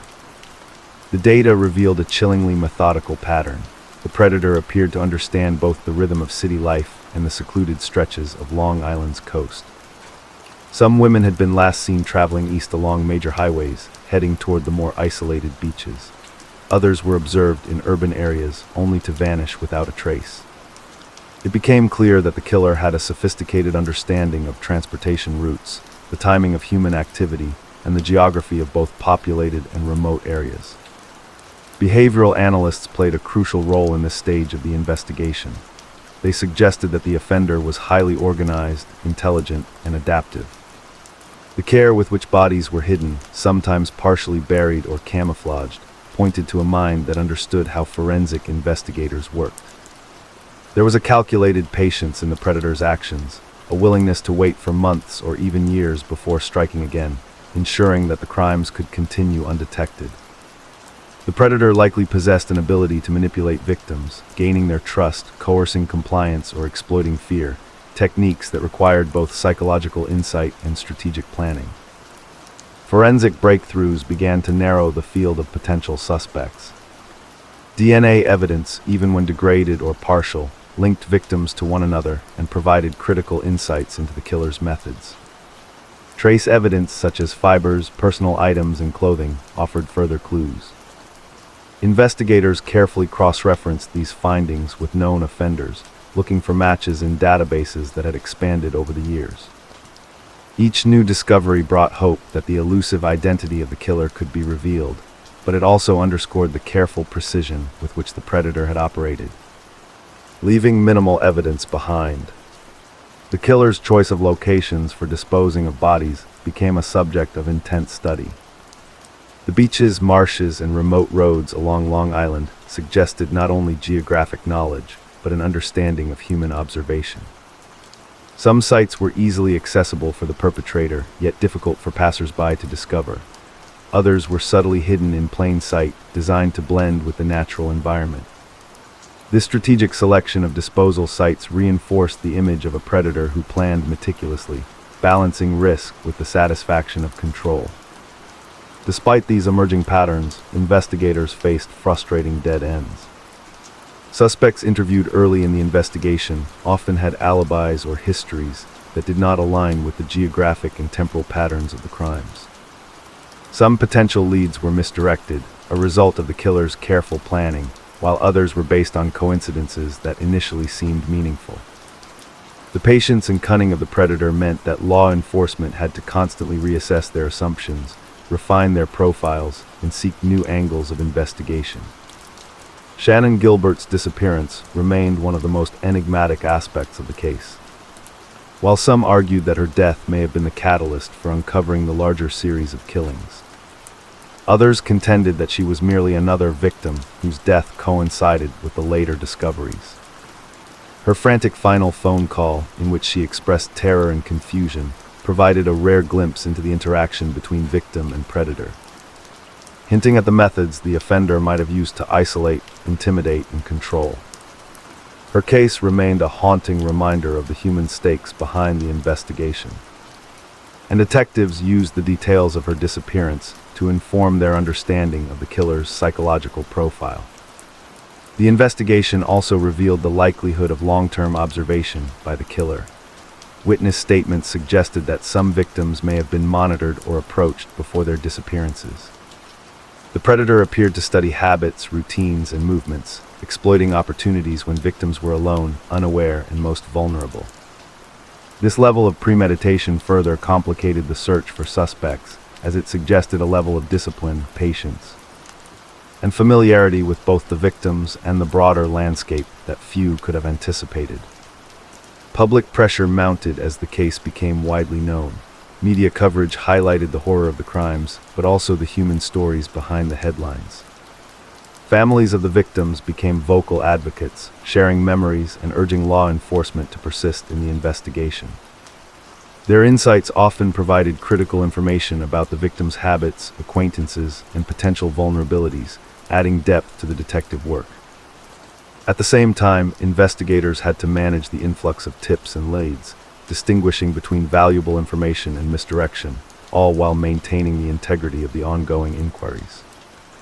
The combination of geographic, behavioral, and forensic profiling began to coalesce into a more coherent understanding of the killer. The predator was likely organized, methodical, and intelligent, capable of exploiting both opportunity and vulnerability. The careful concealment of bodies suggested planning and patience, while the selection of victims indicated psychological insight and strategic intent. Yet despite these insights, the killer remained at large, a shadowy presence whose methods and adaptability challenged even the most seasoned investigators. As the investigation continued, law enforcement considered broader strategies. Geographic profiling, forensic advancements, and behavioral analysis were integrated to anticipate potential future actions or locate additional remains. Each recovered body, each trace of DNA, and each detail from witness statements added pieces to a complex puzzle, slowly revealing the dimensions of a predator who had operated in the shadows for years. The stakes were immense. Failure could result in additional victims, while success would bring closure and justice to the families whose lives had been forever altered. By the time investigators had reached the 8th chapter of the Gilgo Beach case, The scale of both the horror and the complexity had become almost overwhelming. Each recovered body, each fragment of evidence, and each witness statement added weight to the growing realization. The killer or killers was meticulous, patient, and terrifyingly intelligent. What had once been seen as isolated disappearances now revealed a chilling pattern of predation that spanned years, exploiting vulnerability with a cold precision that defied casual understanding.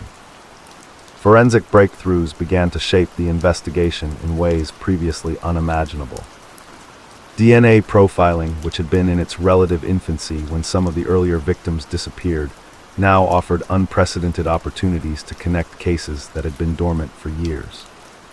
Tiny fragments of biological material, sometimes barely detectable, were matched to missing persons reports, linking victims across time and geography. Clothing, personal effects, and even minute fibers were subjected to intense analysis, each element meticulously documented and compared across cases. Investigators began to see not just a sequence of crimes, but the calculated signature of a predator who understood both human behavior and the limitations of law enforcement. One of the most important developments came from re-examining Shannon Gilbert's disappearance. While initially considered separate from the other victims, her case now appeared intertwined with the broader pattern. Analysts scrutinized her frantic last phone call, her movements through the marshy areas near Oak Beach, and the environment she had been navigating when she vanished. Behavioral experts suggested that the predator may have been observing her, manipulating her movements, and exploiting both isolation and fear. The timing, location, and manner of her disappearance offered a critical window into the killer's psychological methods, hinting at a level of premeditation and control that was terrifying in its sophistication. Investigators also began exploring the possibility that the killer had operated within certain social and professional circles, using jobs, transient work, or routine travel to conceal activity while studying potential victims. Many of the women were last seen in urban areas, leaving the city for Long Island's less populated zones. This movement suggested a predator who understood both public and hidden spaces, someone who could navigate roads, beaches, and marshlands without detection. Analysts posited that the killer's comfort with these terrains allowed him to operate with impunity, moving bodies and stalking victims while blending into ordinary society. At the same time, geographic profiling became a central tool. By mapping the locations where bodies were found against the known movements of victims and potential routes of travel, detectives sought to determine patterns in the killer's choice of disposal sites. The patterns were both subtle and deliberate, isolated yet accessible locations, areas where tides, marshes, or vegetation could delay discovery, and sites that would not arouse suspicion if the predator was observed. The precision suggested a predator who understood not just people, but also landscapes, someone who could manipulate both environment and circumstance to his advantage. Behavioral analysis continued to refine the profile. The offender appeared organized, intelligent, and adaptive, someone capable of controlling victims, concealing evidence, and altering behavior based on situational needs. There was a chilling attention to detail. The concealment of bodies, the timing of disappearances, and the selection of victims all pointed to a long-term strategy, one that minimized risk while maximizing control. The meticulous nature of the crimes suggested a predator with patience, intelligence, and a deep understanding of human psychology. Every calculated action, from contact with the victim to final concealment, revealed a strategic mind operating with terrifying efficiency. The emergence of forensic and behavioral insights also led to closer scrutiny of potential suspects.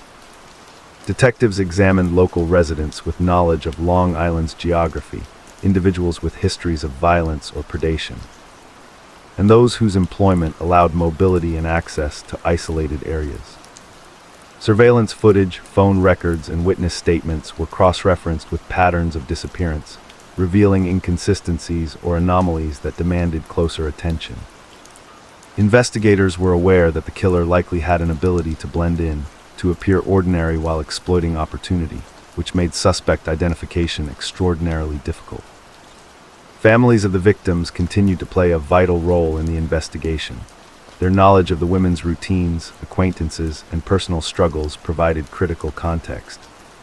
Detectives conducted extensive interviews, piecing together last known activities, potential interactions, and even minor anomalies that could hint at the presence of a predator.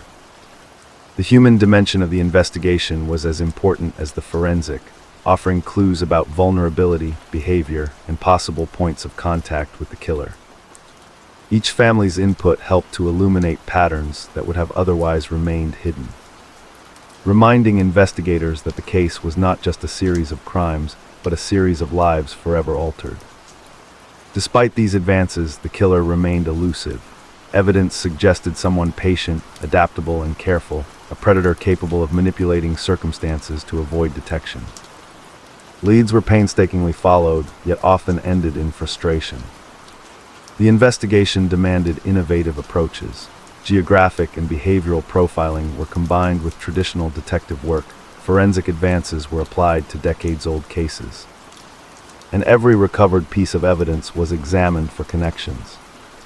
The killer's skill at avoiding capture was a testament to his methodical and calculated nature. The psychological pressure on investigators was immense. They had to navigate the frustration of dead-end leads, the urgency of public and familial pressure, and the constant awareness that a predator was operating within their communities. Every discovery brought hope and dread, hope that the killer might be identified, dread of realizing the full scope of the crimes.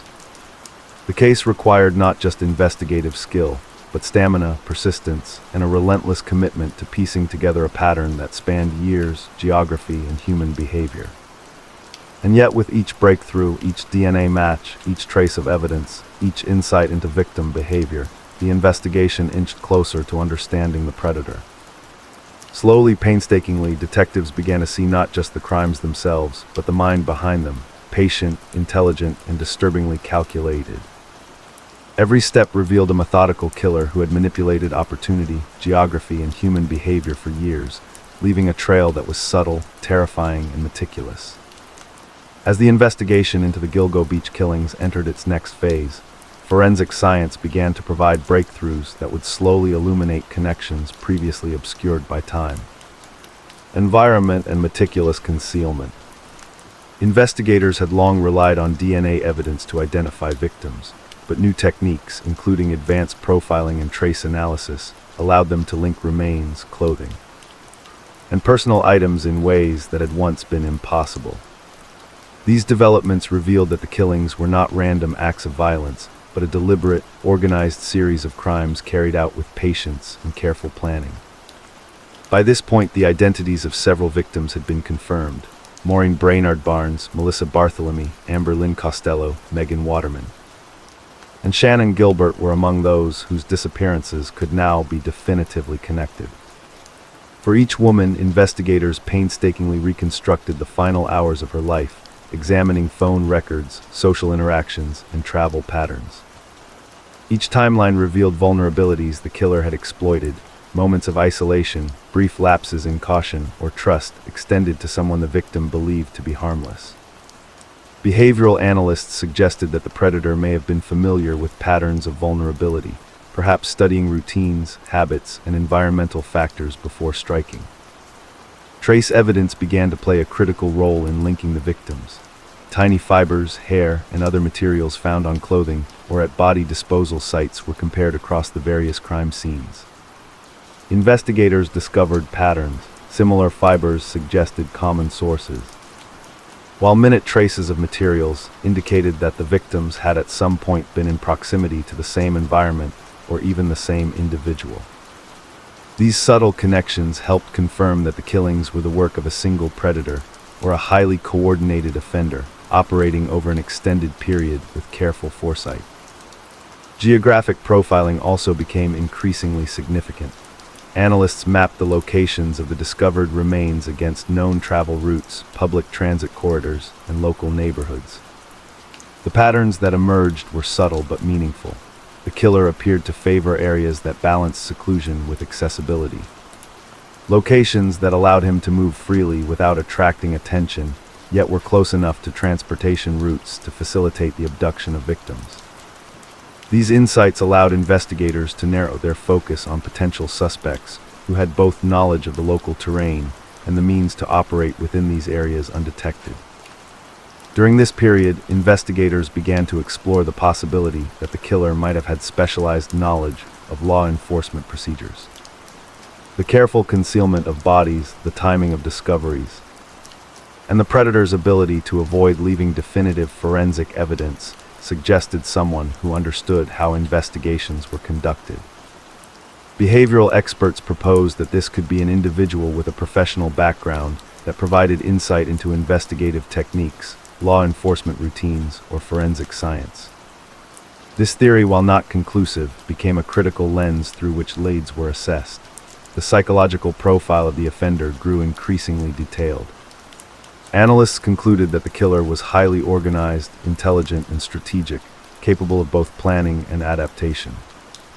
The consistent selection of vulnerable women suggested a predator who derived control and satisfaction from exerting dominance over those he targeted. There was a calculated patience in his methods, a willingness to wait months or even years before striking again, ensuring minimal risk of detection. Every choice, the victim, the location, the timing, appeared deliberate, revealing a mind operating with both intelligence and foresight. Emerging leads, while promising, were often frustrating. Investigators explored individuals with prior offenses, employment that allowed geographic mobility, and ties to Long Island's coastal areas. Some leads resulted in interviews and surveillance, yet none produced definitive evidence. The killer's ability to blend in, to appear ordinary while exploiting opportunity, made the task extraordinarily difficult. Investigators realized that identifying him would require a combination of behavioral insight, forensic breakthroughs, and perhaps even an unforeseen slip, a momentary lapse in judgment or oversight that could finally reveal the predator's identity. The role of technology in connecting the cases became increasingly clear. Advanced DNA phenotyping allowed investigators to infer physical characteristics from biological material, offering a more vivid profile of the suspect. Digital mapping and geographic information systems helped model the predator's likely routes and areas of operation. Each technological advancement provided new angles for investigation, revealing patterns and possibilities that had previously been invisible. Detectives began to see not just the locations of the crimes, but the movements and behaviors of the perpetrator, creating a clearer picture of his methods and mindset. Families of the victims continued to provide crucial insights. Interviews revealed details about routines, personal habits, and social interactions that were otherwise invisible to investigators. These accounts offered context to the patterns detectives were observing, helping to refine behavioral and geographic profiles. Every conversation, every memory shared became a piece of the puzzle, highlighting the humanity of the victims and reminding investigators of the stakes involved. The predator's careful planning contrasted sharply with the vulnerability of those he targeted, underscoring the need for relentless attention to detail. Despite these advances, the investigation was far from complete. The killer had operated for years with remarkable foresight, and while forensic and behavioral tools had illuminated parts of the pattern, the ultimate goal, identifying and apprehending him, remained elusive. Investigators knew they were dealing with a methodical, intelligent, and patient predator whose careful concealment of evidence had allowed him to remain invisible for decades. Every discovery, while significant, also revealed new complexities and possibilities, keeping detectives vigilant and cautious. The cumulative impact of forensic breakthroughs, geographic profiling, and behavioral analysis was undeniable. For the first time, investigators could connect multiple victims definitively, visualize the predator's methods, and anticipate potential future patterns. Each recovered body, each analyzed trace, and each reconstructed timeline brought the investigation closer to understanding the mind behind the crimes. Yet the shadow of uncertainty persisted, a reminder that the killer remained at large, his identity hidden behind years of meticulous planning and psychological manipulation. By the time the investigation had reached its 10th phase, the magnitude of the Gilgo Beach case had transformed it into one of the most complex and painstakingly scrutinized serial murder inquiries in modern American history. Law enforcement was now dealing with a case that spanned more than a decade, with victims whose disappearances had been scattered across both urban and rural areas, often separated by months or even years. The challenge was no longer just about finding the killer. It was about connecting decades of evidence, reconstructing the predator's methods, and understanding a mind that had operated in complete secrecy for years. Detectives increasingly focused on the meticulous nature of the killings. Each victim had been selected with apparent precision, often lured or manipulated into situations where isolation was almost guaranteed. Investigators noted that many of the women were last seen along major highways, on the fringes of urban life, or traveling between New York City and the Long Island suburbs. These observations suggested a predator who understood both human behavior and the geography of the area, someone who could exploit vulnerability without drawing attention to himself. Behavioral analysts highlighted the predator's use of control and patience, emphasizing that he was likely intelligent, organized, and methodical, traits that allowed him to remain invisible for years. The killer's choice of disposal sites remained a focus. The marshlands, remote beaches, and secluded roads along Long Island were not chosen at random. Investigators realized that each location balanced accessibility with concealment.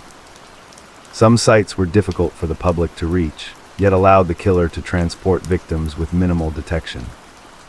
Others, while seemingly visible, were naturally obscured by dunes, driftwood, or vegetation. This demonstrated a predator who was not only aware of human observation, but also capable of exploiting the natural environment to delay discovery. In this way, geography became both a shield and a signature. Forensic evidence continued to shape the case. Advancements in DNA technology allowed investigators to connect victims who had once seemed unrelated. Trace evidence, such as fibers, hair, and personal items, was analyzed across multiple scenes.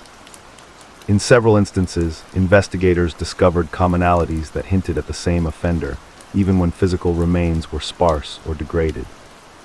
The painstaking work of laboratory teams began to weave a web of connections, revealing that the killings were far from isolated incidents. They were the work of a singular, calculating predator. Investigators also examined potential suspects with renewed intensity.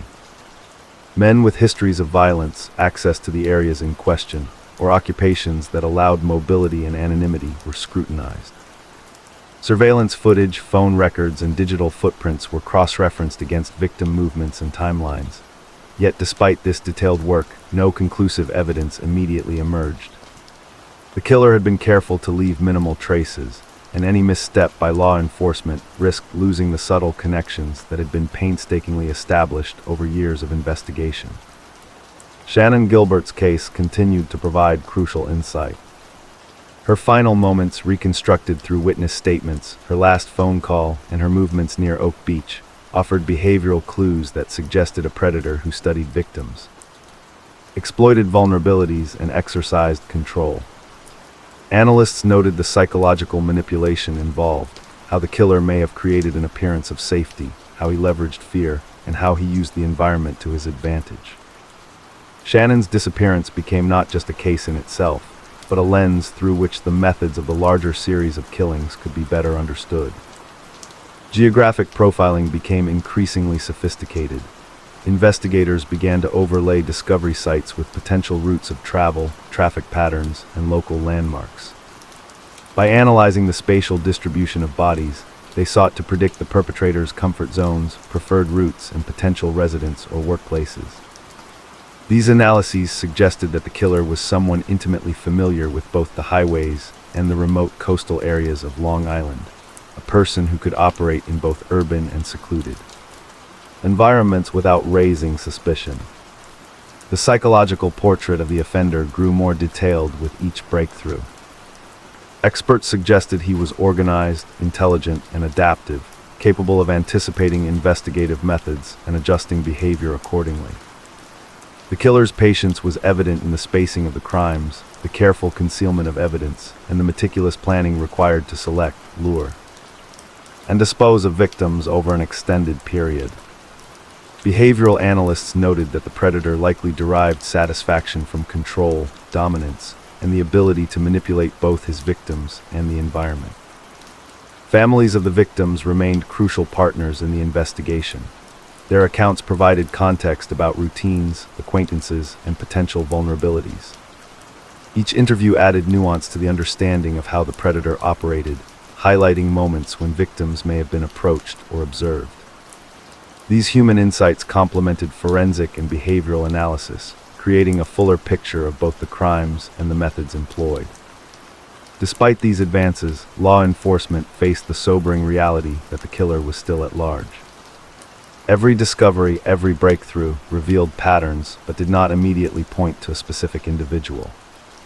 The predator's careful planning, combined with his understanding of human behavior and the limitations of law enforcement, allowed him to remain invisible. Investigators were forced to think creatively, to anticipate the killer's next moves, and to re-examine every lead with fresh perspective. The combination of geographic, behavioral, and forensic profiling slowly created a framework through which detectives could visualize the killer's methods and predict his behavior. Patterns emerged, connections became clearer, and the scope of the predator's meticulous planning began to reveal vulnerabilities, small cracks in a carefully constructed facade. Yet with every piece of understanding came the realization of how much time had elapsed, and how many opportunities had been lost to capture this calculating and visual. By the 11th phase of the Gilgo Beach investigation, law enforcement had begun to see the outlines of a killer whose methods were both meticulous and disturbingly consistent. After years of painstaking work, the investigators were no longer just reacting to discoveries, they were anticipating them.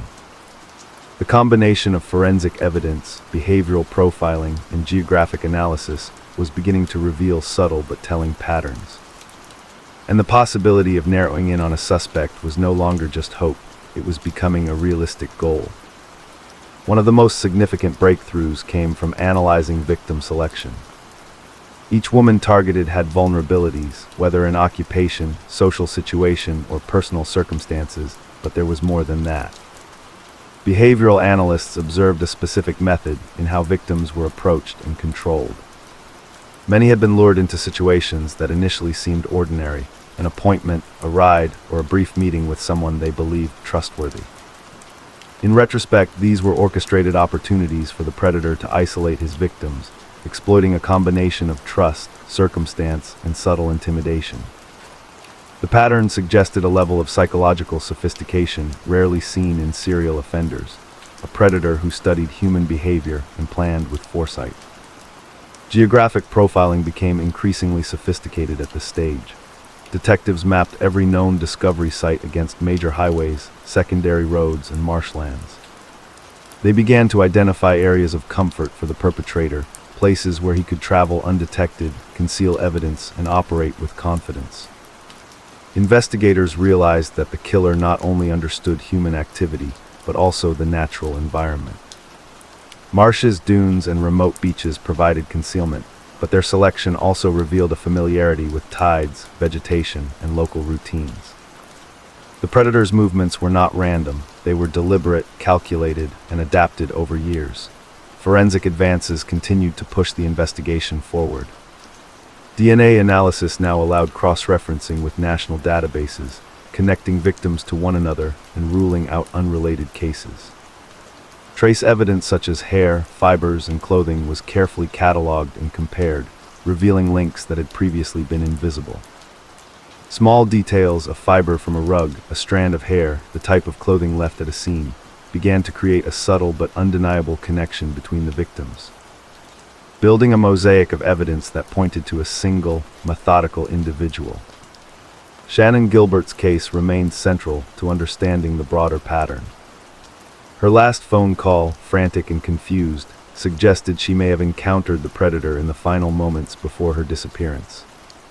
Behavioral experts noted how the killer may have manipulated fear and trust to maintain control. This insight provided critical context.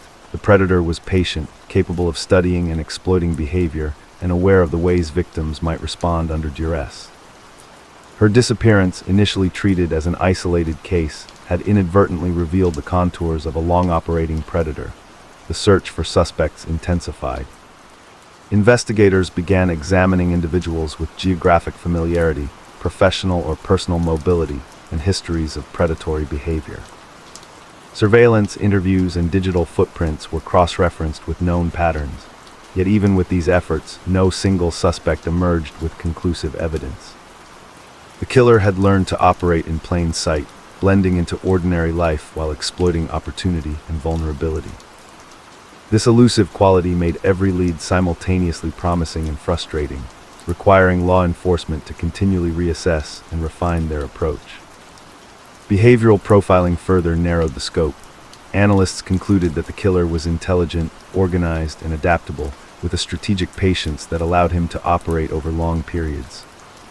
The placement of bodies suggested careful planning, knowledge of forensic procedures, and an ability to manipulate the environment to avoid discovery. Investigators theorized that he may have had skills or professional knowledge that gave him an advantage over law enforcement, whether in understanding investigative techniques, navigating terrain, or manipulating human behavior. Families of the victims remained integral to the investigation. Interviews revealed details about routines, social interactions, and moments of vulnerability that had previously been overlooked. Each account helped refine timelines, highlight potential points of contact, and illuminate the methods the predator may have used to approach and control his victims. This human dimension provided insights that forensic and behavioral data alone could not, emphasizing that the investigation was as much about understanding the victims as it was about tracking the offender. Despite years of work, investigators understood that the killer had operated with remarkable foresight. He had anticipated investigative procedures, left minimal evidence, and exploited both opportunity and vulnerability to maintain freedom. The challenge now was to anticipate his next moves, identify potential locations of interest, and integrate all the pieces of evidence, behavioral, geographic, and forensic, into a coherent strategy for apprehension. Patience and precision became critical. The smallest oversight could allow the predator to continue undetected. By the end of this stage, detectives had formed a comprehensive profile, a patient, intelligent, and methodical predator, intimately familiar with both human behavior and the geography of Long Island. His methods were deliberate, his concealment meticulous, and his psychological manipulation sophisticated. Yet despite all these insights, the killer remained at large, a shadow in plain sight whose careful planning had allowed him to evade capture for years. By the 12th phase of the Gilgo Beach investigation, the painstaking accumulation of forensic evidence, behavioral analysis, and geographic profiling began to converge into something tangible. For years, investigators had chased fragments, DNA traces, fibers, witness statements, but now these fragments were beginning to form a clearer picture. The predator's methods, once inscrutable, were showing patterns, and subtle inconsistencies in his careful planning were emerging. These cracks, however small, became the focal point for law enforcement, who realized that even the most meticulous criminal leaves traces if observed long enough and closely enough. Investigators began to see consistencies in the way victims were approached. Most were isolated, often alone and vulnerable, yet the killer did not simply strike at random. Behavioral experts noted a deliberate psychological process, a combination of patience, observation, and manipulation. Victims were carefully lured, often in situations that seemed ordinary, an appointment, a ride, a casual encounter, but in reality were opportunities created by the predator's foresight. Each interaction suggested not just opportunism, but premeditation, an awareness of human psychology, and an ability to anticipate behavior. The geographic patterns continued to be revealing. By mapping discovery sites against highways, secondary roads, and marshlands, analysts began to predict potential areas the killer was comfortable operating within. The predator's understanding of Long Island's geography was profound. He could navigate public spaces without suspicion while exploiting isolation when convenient. Each site of body disposal had been chosen with dual intent, concealment from casual observers and accessibility for the perpetrator. Investigators theorized that familiarity with both urban and rural landscapes allowed the killer to maintain freedom of movement, a factor that had contributed to his evasion of law enforcement for so long. Forensic breakthroughs provided further clarity. DNA analysis linked multiple victims in ways that were previously undetectable. Even when remains were degraded or incomplete, modern profiling techniques revealed connections across cases. Trace evidence, fibers, hairs, and personal items demonstrated subtle similarities between sites, suggesting that the same individual had handled or been in contact with each victim. These minute connections created a web of evidence that could no longer be ignored. The killings were not isolated acts, but the work of a singular, methodical predator. Attention increasingly turned to potential suspects. Investigators compiled lists of men with geographic familiarity, criminal histories, and opportunities that aligned with the pattern of disappearances. Surveillance footage, phone records, and employment histories were meticulously cross-referenced. Patterns began to emerge, and certain individuals were scrutinized in depth. Yet despite these promising leads, the killer's ability to blend into ordinary life made identification extraordinarily difficult. He had learned to exploit trust, vulnerability, and the limitations of human observation, making even the closest monitoring a challenge. Shannon Gilbert's case continued to provide critical insight. Her frantic final phone call, along with her last observed movements near Oak Beach, offered a rare window into the predator's behavioral tendencies. Analysts suggested that the killer may have been observing her movements prior to the abduction, calculating both timing and isolation. This insight reinforced a central conclusion. The predator was patient, intelligent, and highly manipulative, capable of orchestrating encounters that appeared ordinary to the victim, but were anything but. Her case remained emblematic of the psychological control the offender wielded over his victims. The investigation also revealed signs of evolving behavior on the part of the killer. Small anomalies such as the locations of remains, the types of concealment used, or the timing between abductions began to suggest that the predator was not completely static. While patient and methodical, he may have been adapting his methods, testing law enforcement responses, and exploiting gaps in the investigation. Detectives realized that understanding these subtle shifts was key to predicting future behavior, narrowing the suspect pool, and ultimately preventing further tragedies. Families of the victims continued to be instrumental. Detailed interviews provided context about routines, acquaintances, and potential points of contact with the predator. Investigators combined this information with behavioral insights to reconstruct timelines and interactions that might otherwise have gone unnoticed. These personal accounts helped humanize the investigation, reminding detectives that behind every fragment of evidence was a life that had been stolen and a family seeking justice. Even as the cracks in the predator's carefully constructed methods began to appear, investigators remained vigilant about the danger of overconfidence. The killer had demonstrated remarkable cunning, patience, and foresight. He understood human behavior and investigative techniques, which meant that any mistake in interpretation could allow him to evade capture once again. Law enforcement moved cautiously but deliberately, integrating forensic data, behavioral profiles, and geographic analysis into a unified strategy. By the end of this stage, the investigation had reached a pivotal moment. Investigators now had a coherent understanding of the killer's methods, a profile informed by decades of study, and a set of promising leads that could not be ignored. The convergence of evidence, coupled with subtle behavioral and forensic cracks, suggested that the predator's long reign of concealment was not impervious. There was hope tempered by caution that law enforcement was finally approaching the point where the invisible hand behind the Gilgo Beach killings might be revealed. By the 13th phase of the Gilgo Beach investigation, law enforcement had entered a stage where years of painstaking work were finally beginning to produce tangible, actionable leads. The accumulation of forensic breakthroughs, behavioral analysis, and geographic profiling had converged to reveal a portrait of a predator both intelligent and methodical, yet increasingly traceable. Detectives knew that the stakes were higher than ever. The killer had eluded capture for years, but subtle inconsistencies in his careful planning now offered glimpses into his patterns, his psychology, and perhaps his identity. The first major development came from a reevaluation of trace evidence across multiple crime scenes.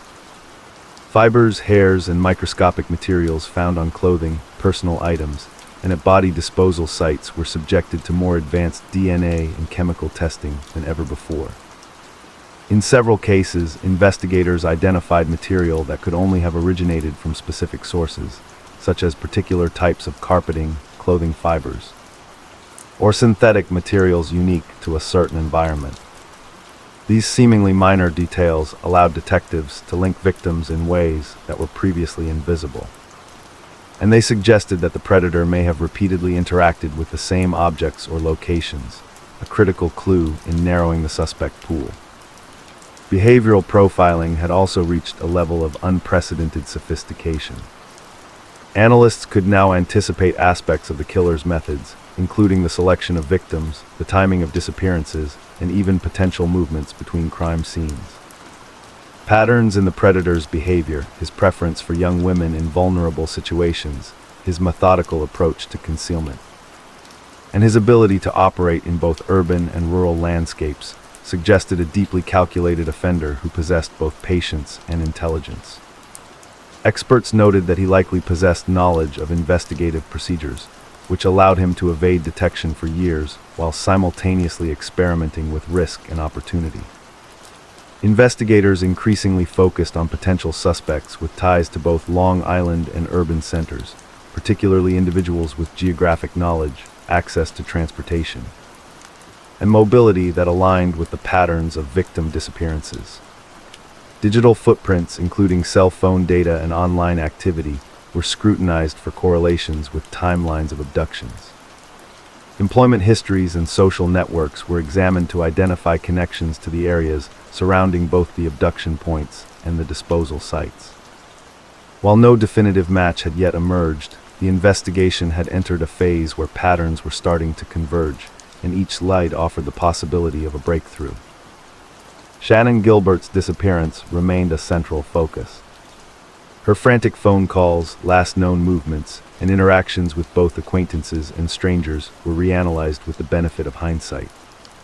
Behavioral experts suggested that the predator had likely manipulated circumstances to isolate her, creating an environment of fear and confusion that limited her ability to seek help. Shannon's case provided a lens through which investigators could better understand the psychological methods employed across the other killings, highlighting a predator who was both patient and deeply controlling. The mounting pressure on law enforcement was intense. Families of the victims were increasingly vocal, demanding answers and providing additional context that could aid the investigation. At the same time, public interest in the case had grown, creating both support and scrutiny. Detectives had to balance transparency with investigative caution, ensuring that leads were pursued methodically without compromising the integrity of the case. The weight of these responsibilities only underscored the complexity of the investigation and the intelligence of the offender they sought to apprehend. New forensic technologies began to yield results that were previously unattainable. Advanced DNA phenotyping allowed investigators to infer physical characteristics from genetic material, offering a clearer sense of the suspect's appearance. Geographic mapping software enabled analysts to visualize potential routes of travel, disposal site selection, and patterns of movement over time. These tools, combined with traditional detective work and behavioral insight, allowed law enforcement to construct a more complete and dynamic profile of the predator. Investigators also noted a shift in the killer's behavior, subtle, almost imperceptible changes that suggested adaptation.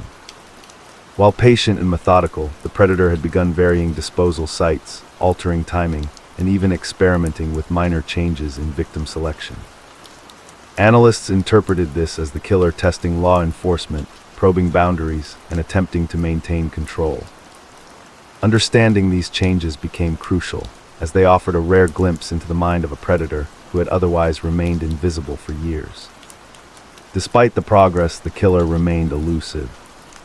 Every new insight, every link established through forensic or behavioral analysis, was counterbalanced by the recognition that he was still at large, patient, intelligent, and calculating. Investigators were acutely aware that any misstep could allow him to continue operating, highlighting the high stakes of each decision made during this critical phase of the case. By the end of this stage, the investigation had reached a tipping point. Years of meticulous work had begun to yield patterns that were not just theoretical but actionable. For the first time, law enforcement could anticipate aspects of the predator's behavior, understand his methods, and narrow the field of potential suspects. The killer's long reign of concealment was showing signs of vulnerability, and the combined efforts of forensic scientists, behavioral analysts, and detectives were closing in on the elusive individual responsible for one of the most haunting series of killings in modern American history. By the 14th phase of the Gilgo Beach investigation, the years of painstaking work were beginning to bear the weight of promise. Law enforcement had accumulated decades' worth of evidence and the convergence of forensic breakthroughs, behavioral analysis, and geographic profiling had begun to narrow the field of potential suspects. The killer, once invisible, was showing subtle vulnerabilities in his carefully constructed methods. Each discovery, each trace of evidence, each small behavioral clue was now being scrutinized as part of a larger mosaic that could finally lead to identification. Investigators had begun to see a pattern not just in victim selection, but in timing and movement. The predator had operated with patience, spacing out the abductions over weeks or months to avoid drawing attention. Yet these intervals were not random. Analysts noted correlations between the timing of disappearances and shifts in the predator's personal or professional life. Forensic and behavioral experts speculated that the killer may have maintained routines that allowed him to operate undetected while still satisfying his compulsions. These insights offered law enforcement the rare opportunity to anticipate potential future actions, a critical advantage in a case where patience and foresight were the offender's greatest weapons. Forensic technology continued to deliver key breakthroughs. DNA phenotyping and trace analysis now offered the possibility of constructing not only a physical description of the suspect, but also potential habits and environmental exposure. Fibers and hairs found at multiple crime scenes, once seen as minor details, were now being cross-referenced to databases, linking victims to shared environments or objects.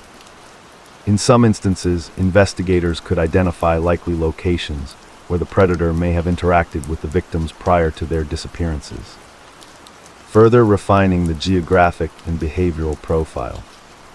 Every connection strengthened the case, and every minute detail revealed how the killer's meticulous nature had become his inadvertent vulnerability. The predator's psychological profile had also been refined to an extraordinary degree. Behavioral analysts described him as organized, intelligent, and strategic, capable of manipulating both the environment and human behavior to maintain control. His patience allowed him to wait for the perfect moment, and his familiarity with law enforcement procedures enabled him to conceal evidence with remarkable skill. Yet subtle patterns, such as minor deviations in body disposal sites, small variations in victim selection, and inconsistencies in his operational routine, hinted at adaptability that could now be traced and predicted. For the first time, investigators felt they were no longer merely reacting to crimes already committed. They were beginning to understand and anticipate the predator's methods. Investigative leads began to coalesce around specific individuals. Detectives cross-referenced employment records, known criminal activity, geographic familiarity, and access to transportation that aligned with victim movements. Surveillance footage, phone data, and online activity were analyzed for potential correlations. Certain anomalies in alibis and movements began to draw attention. The painstaking work of elimination and pattern recognition, combined with decades of forensic evidence, now allowed investigators to narrow the search in ways previously impossible. Each lead was treated with intense scrutiny, balancing the urgency of stopping a predator against the need for accuracy and caution. Families of victims remained a vital source of information. Their accounts helped to reconstruct final movements, habits, and social interactions, adding context that forensic and behavioral evidence alone could not provide. Each family interview revealed potential points of contact with the predator, moments when routine was disrupted, and subtle behaviors that might have made a victim vulnerable. These human insights were integrated with the technical data, creating a comprehensive understanding of both the predator's methods and the circumstances that allowed him to operate for so long. Public attention also intensified. Media coverage had kept the case in the spotlight, but this visibility brought both pressure and potential opportunities. Investigators used public appeal strategically, seeking new information without compromising ongoing surveillance or analysis. Tips from the public occasionally led to minor breakthroughs, confirming certain patterns or revealing overlooked details. Every new piece of information was evaluated in the context of the growing behavioral and forensic profile, helping law enforcement refine their focus and sharpen investigative strategy. Despite all progress, the predator's elusiveness remained formidable. His intelligence, adaptability, and patience had allowed him to operate for years, and investigators knew that any misstep could result in lost opportunities. Yet for the first time, law enforcement felt a tangible sense of approaching closure. The convergence of decades of work, every trace of evidence, every forensic breakthrough, every insight into human behavior was beginning to point toward the identity of a calculated and methodical offender. By the 15th phase of the Gilgo Beach investigation, law enforcement stood on the brink of a culmination that had been years in the making. Every painstakingly gathered piece of evidence, from the earliest trace fibers to the most recent DNA matches, was now being meticulously reviewed and cross-referenced.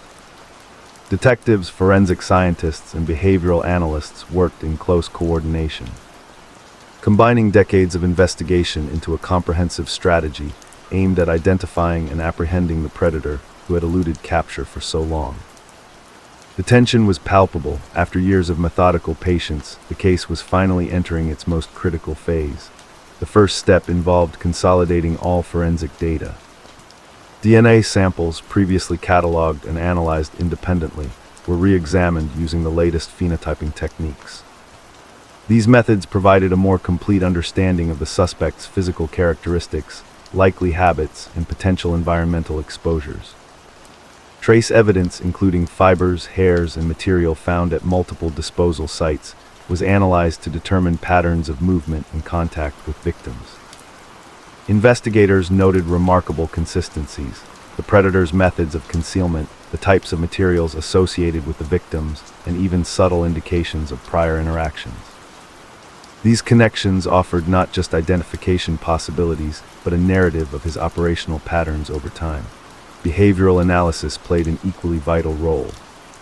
Experts reviewed the entire sequence of abductions and body discoveries, constructing a psychological map of the killer's strategies, manipulations, and potential vulnerabilities. Analysts concluded that the predator was organized, highly intelligent, and adaptive, capable of anticipating law enforcement responses and altering behavior accordingly. Yet even the most careful and patient offenders leave subtle inconsistencies over time. Detectives focused on these small cracks, minor deviations in disposal sites, subtle changes in victim selection, and patterns of mobility to narrow the field of potential suspects. Behavioral profiling had transformed from a theoretical tool into a practical roadmap for apprehension. Geographic profiling was refined to its most sophisticated stage. Investigators overlaid discovery sites with transportation routes, employment locations, and potential residential areas.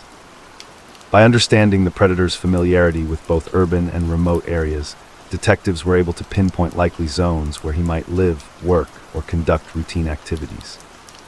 Each location was analyzed not just for past activity, but for opportunities to anticipate future movement, a rare advantage in a case where time had once seemed to favor the killer.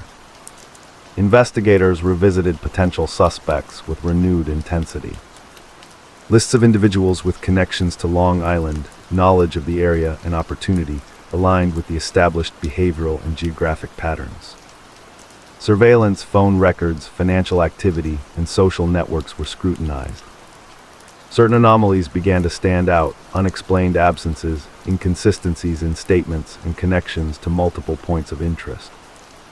These anomalies, when cross-referenced with forensic and behavioral profiles, began to create a narrowing funnel that pointed toward specific individuals. Families of the victims remained essential, providing context that could not be deduced from evidence alone. Their recollections, timelines, and insights into routines helped reconstruct the moments leading up to each disappearance. Combined with forensic and behavioral data, These accounts allowed investigators to identify potential points of vulnerability exploited by the predator. The human element reminded law enforcement of the stakes involved. Each lead, each trace, and each discovery was not just evidence, but a path toward justice for the women whose lives had been stolen. By this stage, the predator's carefully maintained invisibility was showing its limitations. The convergence of decades of forensic evidence, behavioral profiling, and geographic analysis had revealed patterns the offender could no longer conceal. Investigators understood his methods, anticipated his possible behaviors, and were able to connect him, at least circumstantially, to multiple victims. While absolute confirmation required patience and precision, the investigative net was closing. Finally, through the integration of all these elements, law enforcement began to identify a suspect whose movements, background, and psychological profile aligned with the perpetrator's established patterns. The painstaking correlation of DNA evidence, trace materials, victim interaction points, and geographic familiarity had distilled years of uncertainty into actionable investigative focus. Detectives prepared for a careful, deliberate approach, aware that a single misstep could allow a predator who had eluded capture for so long to vanish once again. The culmination of the Gilgo Beach investigation was not a single dramatic moment, but the result of years of careful observation, patient accumulation of evidence, and relentless analytical effort. Each step, from behavioral profiling to forensic breakthroughs to geographic analysis, had built upon the last, creating a framework capable of confronting a methodical, intelligent, and calculating predator. The effort demonstrated not only the perseverance of law enforcement, but also the slow, deliberate unraveling of a complex web that had once seemed impenetrable. As the investigation moved toward potential apprehension, there was a sense of both urgency and careful restraint. Every lead had to be verified, every connection confirmed, and every investigative move planned to prevent mistakes. After years of darkness, patience and persistence had created the opportunity to finally bring clarity to a case that had haunted Long Island and the families of the victims for decades. The story of the Gilgo Beach serial killings, while horrifying in its scale and method, had evolved from a series of unsolved disappearances into a comprehensive portrait of a predator. Law enforcement's unwavering dedication, the integration of forensic science, and the insights of behavioral experts had transformed confusion into clarity and uncertainty into focused action. The narrative of a methodical killer, once obscured by time and concealment, was now coming into the light, a testament to both human resilience and the power of meticulous, patient investigation. The case, though decades in the making, stands as a chilling reminder. Even the most calculating predator leaves traces, and relentless observation, combined with scientific and analytical rigor, can eventually pierce even the darkest shadows.